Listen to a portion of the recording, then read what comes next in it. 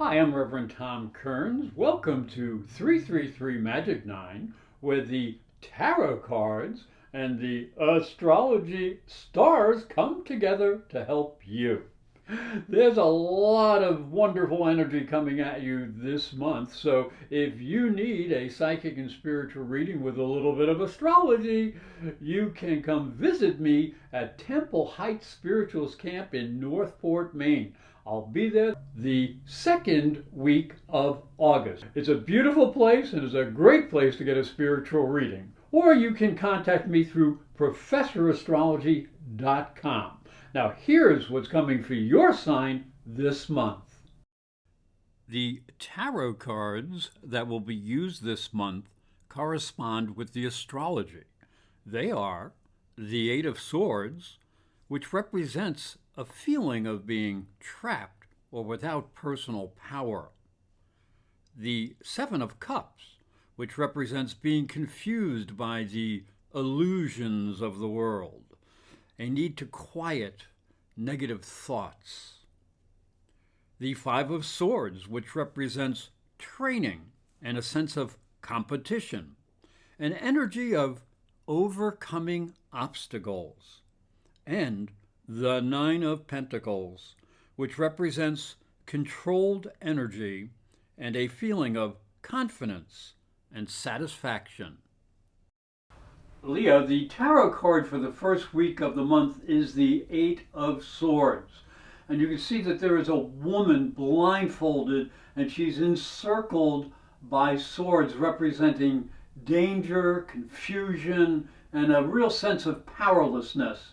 However, if you look closely, there are gaps in the placement of the swords. She needs to be aware that there is danger, but by maintaining clarity, she may find a way out of her dilemma.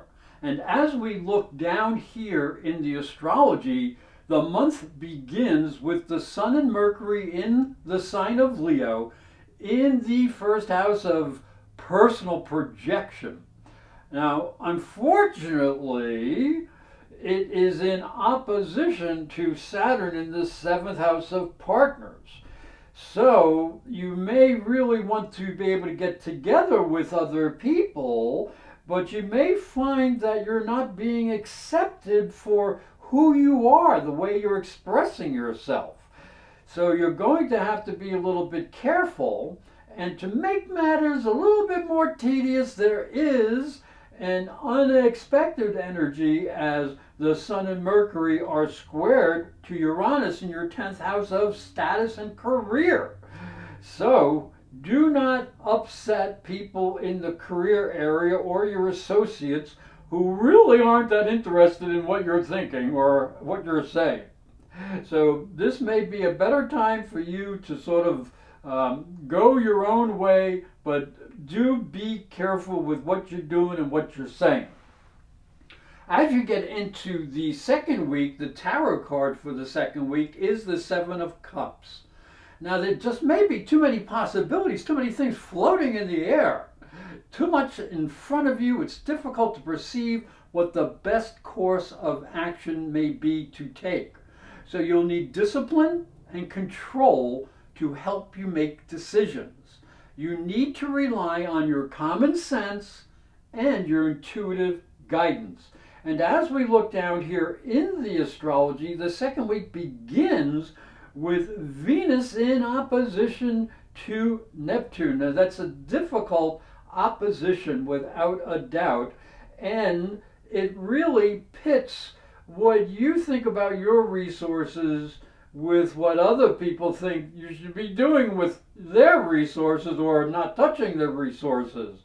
So you have to be very clear again and not allow any confusion, especially in intimate types of situations. Now you will be helped out because there is a very nice Venus-Pluto trine going over here, and this can help understanding, and especially when you're dealing in any type of work or daily routine type of situation, and even watching your daily budget.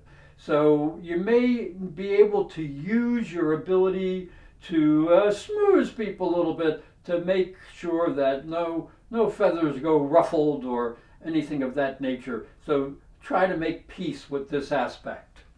The tarot card for the third week of the month is the Five of Wands. Now there's going to be some sudden change of energy and direction that may cause some unexpected problems. And you may feel like you have to protect yourself. Look at all this activity going on here. There's just too many things coming at you at the same time. So it's going to be hard to make good choices, but yes, you can muddle through. And as we look down here into the astrology, the third week is a disruptive week because Uranus is going to be going retrograde up here in the top of your chart. So you're going to have to be real careful in what you're doing when you're dealing with others in your career or with any type of social status situations, because you may be coming on too strong or willfully, and that's not going to, make people feel very kind towards you. So use your common sense, because this is going to become even more important, because as the week goes on, Jupiter will be opposing Pluto, and that can be a rather difficult situation, and it suggests that there can be some really little misunderstanding with what you're trying to project and what other people would like you to be doing. So, do be a little bit careful, and don't bite off more than you can chew, especially with partners. As we move into the last week of the month, the tarot card is the Nine of Pentacles. That's a really good card. This is a good time to take stock and know you have what you need to succeed. You've worked hard. You have planned well. If you need help from others, it will be there. You may only need to ask politely, and friends will be willing to extend a helping hand. So as we look down here into the astrology for the fourth week, the energy is much easier, as Venus in your third house of the mind and communications brings the promise of understanding, and she is trying to Saturn in the seventh house of partners. So this can iron out difficulties, especially as you feel that you're more easy to open up to others and to communicate with them. Now this will also be supported by a trine from Mercury, which is in the second house of your money, to Pluto in the sixth house of daily routine and work. So this will help support any type of communication, especially dealing with routines or responsibilities, and it can pave the way for cooperative work type of situations that can lead to success and happiness. Hi, I'm Reverend Tom Kearns, and this is my story. If you are a spiritual seeker, it may help you on your journey. I believe your spiritual development is as important as your religion. If you look at Christianity, it focuses on the life of Jesus. But Jesus was never a Christian. He was Jewish. If this thought intrigues you, you'll enjoy my new book, Light from Water, Freeing Jesus. It's available on Amazon.com and through fine bookstores. And it may help you on your spiritual journey. I'd like to thank you for watching and thank you for listening. Remember to subscribe because these videos are free, and hit the little bell for notifications.